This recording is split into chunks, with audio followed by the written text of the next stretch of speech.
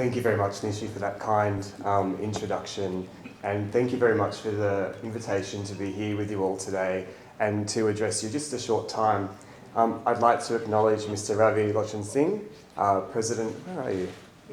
There you are. Yes. I want to acknowledge you and all members, all executive members of AAERI who are here today. It's really nice to see you in Australia, seeing familiar, friendly faces that we see in Delhi and other places in India. To see you here in the Gold Coast is really special. So, it's very nice to stand together. Fantastic. So thank you very much.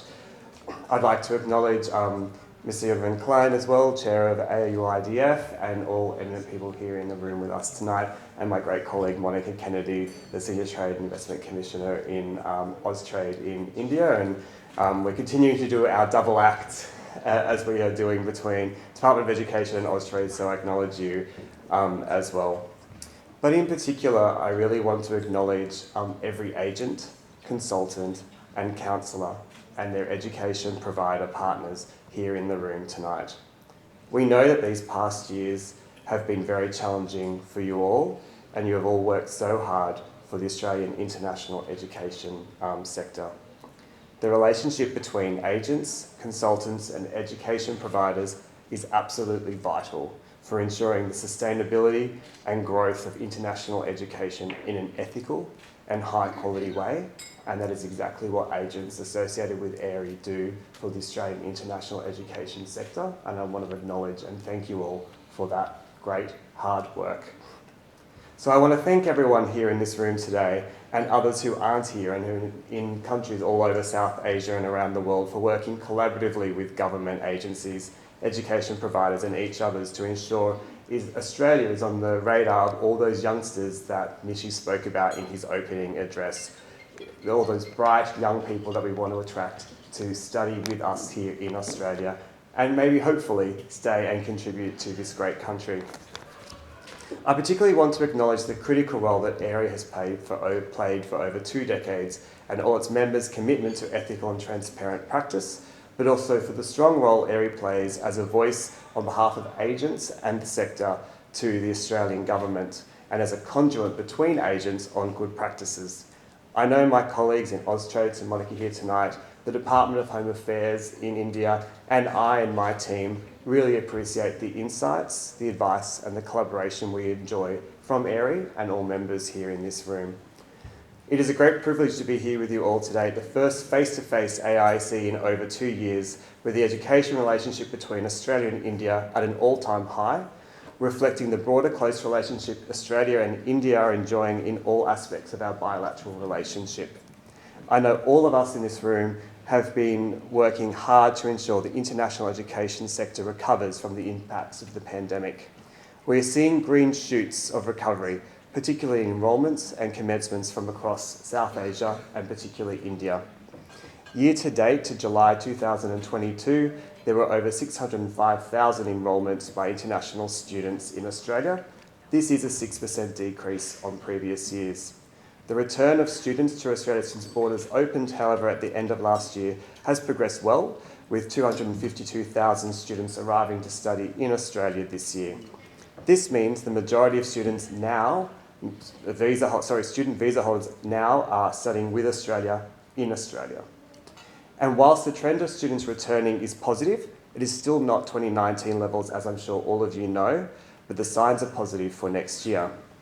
But underlying all of this is that countries around South Asia, in particular India, have proved very resilient and have bounced back faster than some of the other countries with which Australia collaborates. India, Sri Lanka and the Maldives are almost at pre-pandemic levels. Bhutan, Bangladesh, Nepal and Pakistan have exceeded those 2019 levels. The broader trend, particularly for India, is continued recovery and increased demand for study with Australia, where all South Asian countries also have equalled or exceeded the total global growth rate in enrolments for Australia of 20.4%.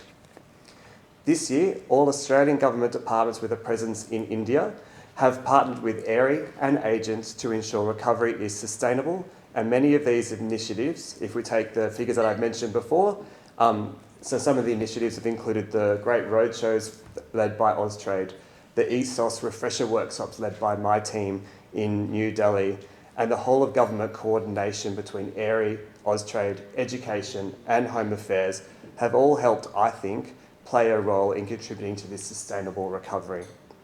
This year has been very busy, with the resumption of travel, meaning our friends from the sector are visiting us, which is really nice. We're really happy to be welcoming back education providers to India and our friends from the sector, and the increased prominence of the education relationship between Australia and India.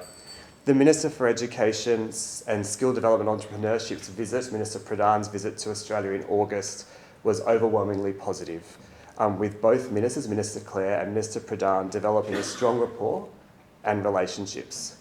Ministers hosted the 6th Australia-India Education Council, the only ministerial council of its kind between education ministers, and first in person since the pandemic.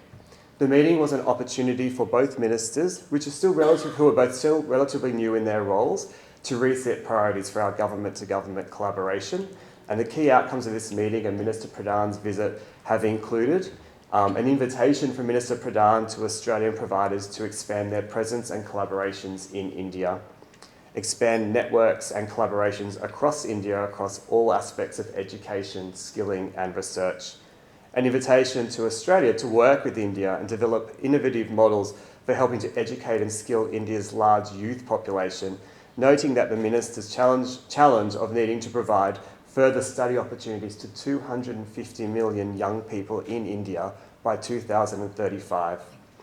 And ministers have recommitted to concluding a mutually beneficial qualifications recognition mechanism by the end of the year.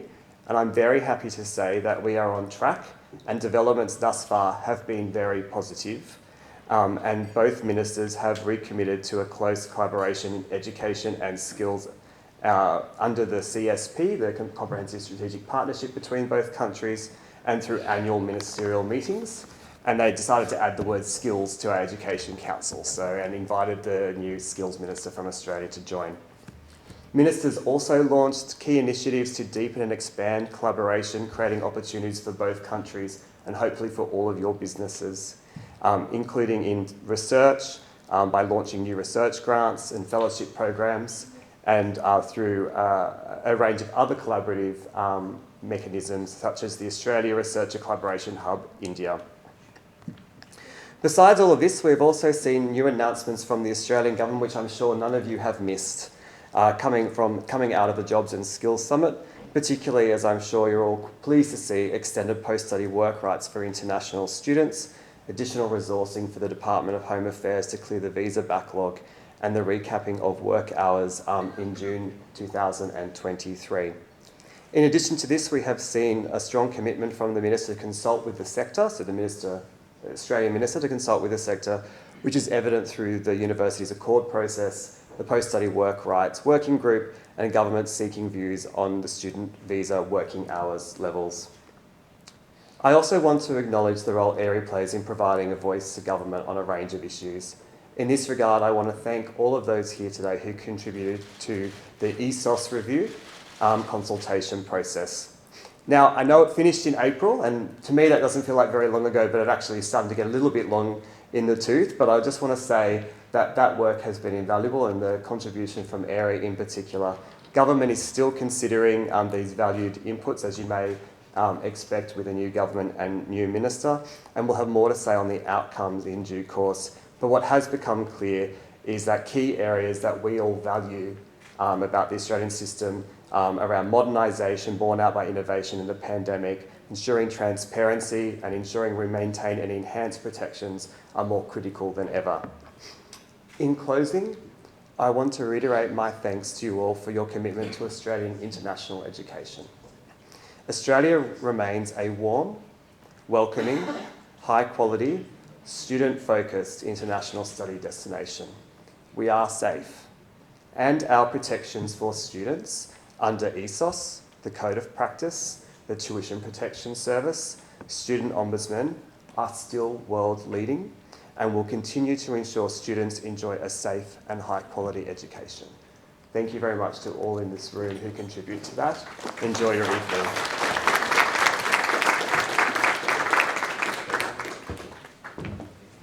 Looks good, Matthew. I did edit it. Yeah, very good, Nishi. It's a hard thing to work with. Yeah. No, thanks, Matthew, and